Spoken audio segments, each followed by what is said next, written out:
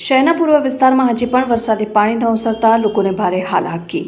જો કોઈ બીમાર પડે તો ઇમરજન્સી એમ્બ્યુલન્સ પણ ન આવી શકે તેવી બીજા દિવસે પણ સ્થિતિ। વોટ માટે આવતા અને વિકાસના બાંગ બગડા ફૂંકતા સ્થાનિક ધારાસભ્ય કે વોર્ડ નંબર 5ના એકેય મ્યુનિસિપલ કાઉન્સિલરો દેખાયા નહીં।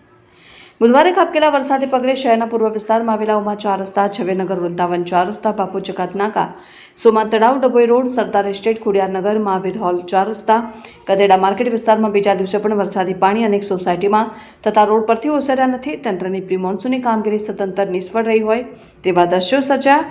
લોકો પરેશાન છે ત્યારે ચૂંટણી સમયે હાથ જોડીને વોટ માંગવા આવતા નેતાઓને ચૂંટાયેલા વોર્ડ નંબર 5ના એકેય કાઉન્સિલરો પૂર્વ વિસ્તારમાં પોતાના વોર્ડમાં દેખાયા નથી। આ કાઉન્સિલરો આડે દિવસે સોસાયટીમાં આવીને પોતાની સરકાર અને પક્ષના વિકાસના બણગા ફૂંકીને જનતાને ગુમરાહ કરે છે, પરંતુ જરૂર સમયે જ જનતાની તકલીફ સમય જ ગાયબ થઈ જાય છે। શહેરના પૂર્વ વિસ્તારમાં આવેલી સોસાયટીઓ હજી પાણીમાં ગરકાવ, લોકોના ઘરોમાં પાણી છે, ડ્રેનેજની લાઈનો પણ ચોકઅપ થઈ જતા લોકોને વોશરૂમ જવા માટે પણ ભારે હાલાકી।